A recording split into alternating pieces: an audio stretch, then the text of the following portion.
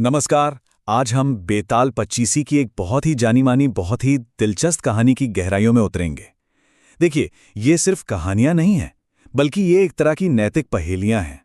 Moral puzzles जो बेताल नाम के एक प्रेत बुद्धिमान राजा विक्रमादित्य से पूछता है।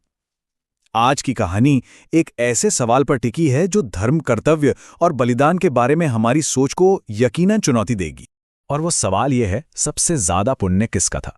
कहानी के आखिर में ठीक राजा विक्रमादित्य की तरह हमें भी इस मुश्किल सवाल का जवाब देना होगा। तो चलिए इस दुविधा में सीधे उतरते हैं और देखते हैं कि क्या हम सही जवाब तक पहुंच पाते हैं।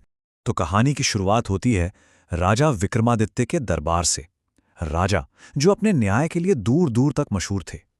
एक दिन उनके दरबार में वीरवर नाम का एक राजपूत नौकरी मांगने आता है। लेकिन उसने जो मांगा उससे सुनकर पूरा दरबार हैरान रह गया।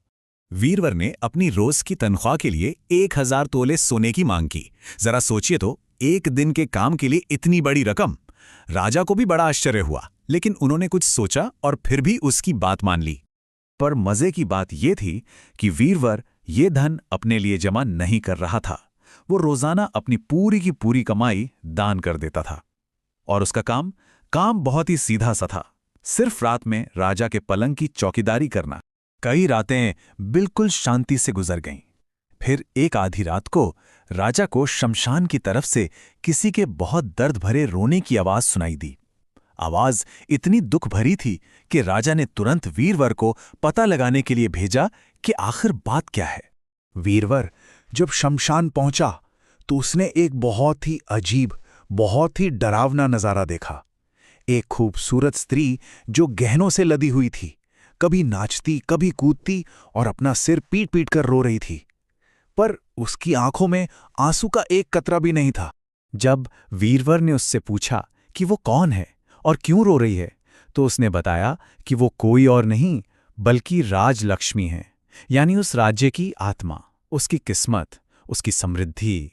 और उसका दुखी होना एक बहुत ही भयानक अपशगुन था।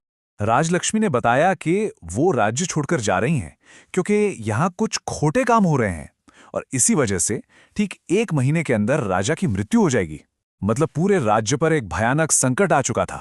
वीरवर ने जब बचने का कोई उपाय पूछा तो राजलक्ष्मी ने एक ऐसा भयानक उपाय बताया, एक ऐसा समाधान जो कोई भी पिता सोच भी नहीं सकता।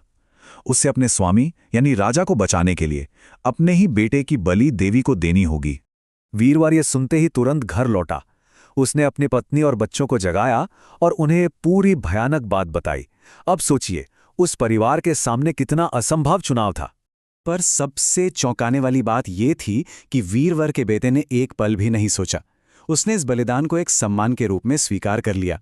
उसने कहा कि पिता की आज्ञा, स्वामी का काम और देवता को शरीर अर्पण करना, इससे बड़ा सौभाग्य और क्या हो सकता है। और फिर जो हुआ वो वाकई दिल दहला देने वाला था। देवी के मंदिर में बेटे के बलिदान के फौरन बाद उसकी बहन ने भी भाई का रास्ता चुना। अपने दोनों बच्चों को खोने के गम में मां ने भी अपना जीवन त्याग दिया और आखिर में अपना पूरा परिवार खोकर वीरवर ने भी अपना सिर काट दिया। एक ही रात में पूरा परिवार खत्म हो गया। जब राजा विक्रमादित्य को इस भयानक त्रासदी का पता चला तो वो दुख से भर गए और भागकर मंदिर पहुंचे। उन्होंने जो देखा वो बर्दाश्त से बाहर था। अपने लिए एक पूरे निर्दोष परिवार को खत्म होते देखकर राजा के मन में एक गहरा नैतिक संकट पैदा हो गया। उन्होंने उस राजपाट को धिक्कारा जिसे बचाने के लिए इतनी बड़ी कीमत चुकानी पड़ी हो। ये बहुत जरूरी बात है कि राजा ने सत्ता से कहीं ऊपर इंसानियत को रखा। राजा ने फैसला किया कि इस भयानक घटना की सारी जिम्मेदारी उनकी है। उन्होंने सोचा, अगर मेरे सेवक ने मेरे लिए जान दी है तो मेरा भी फर्ज है कि मैं अपने सेवक के लिए वही बलिदान दूं। और ये सोचकर उन्होंने अपनी तलवार उठा ली। और जैसे ही राजा खुद को मारने वाले थे, देवी प्रकट हुईं। वो राजा के इस निस्वार्थ भाव से इतनी ज्यादा प्रभावित हुईं कि उन्होंने राजा का हाथ पकड़ लिया और उन्हें कोई भी वरदान मांगने को कहा। राजा ने बिना एक पल सोचे वीरवर और उसके पूरे परिवार का जीवन वापस मांग लिया। देवी ने चारों को फिर से जिंदा कर दिया। अब कहानी खत्म होती है और बेताल राजा विक्रमादित्य से वही सवाल पूछता है जो हमने एकदम शुरू में पूछा था। इस सब में सबसे बड़ा पुण्य आखिर किसका था? यहाँ राजा विक्रमादित्य का तर्क बड़ा शानदार था। उन्होंने समझाया कि देखो, एक सेवक का अपने स्वामी के लिए जान देना उसका परम धर्म है, इसकी उम्मीद की जाती है। लेकिन एक राजा का अपने सेवक के लिए अपने राजपाट और अपने जीवन को तिनके के समान समझकर त्याग देना, ये एक असाधारण बात है, ये कोई आम बात नहीं है। और यही था बेताल की पहेली का सही जवाब।